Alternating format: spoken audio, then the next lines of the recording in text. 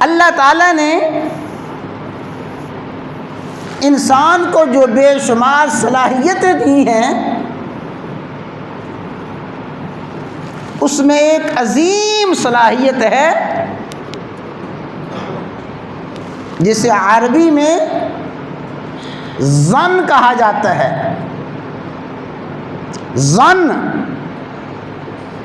ظن کا معنی گمان، ظن کا معنی سوچ اور فکر،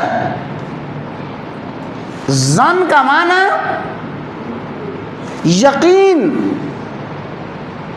یہ ظن بھی اللہ تعالیٰ کی ان صلاحیتوں میں، اللہ تعالیٰ کی عطا کی ہوئی ان صلاحیتوں میں سے ہے جو اللہ تعالیٰ انسانوں کو عطا فرماتے ہیں۔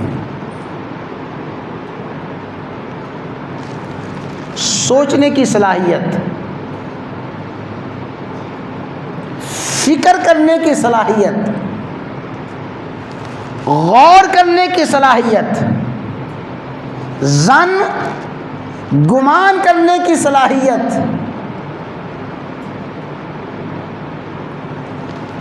ہم سبھی اس بات کو سمجھ سکتے ہیں کہ یہ سوچ، یہ فکر اور یہ گمان اللہ تعالیٰ کی کتنی بڑی نعمت، کتنا بڑا انعام ہے۔ یہ سوچ اور فکر اور گمان ہی ہے جو انسان کی زندگی کو درست سمت کی طرف لے جاتا ہے۔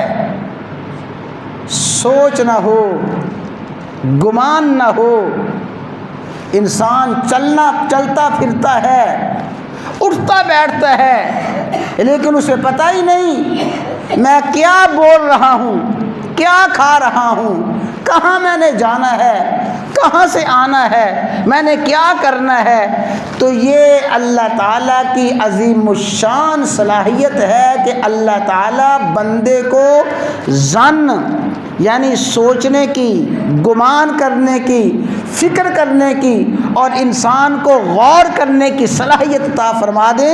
میں نے عرض کیا کہ اس کو عربی زبان میں کہا جاتا ہے ظن۔ ظن کا معنی گمان کرنا، ظن کا معنی سوچنا، ظن کا معنی فکر کرنا۔ تو اللہ تعالیٰ نے یہ عظیم الشان صلاحیت دی ہے۔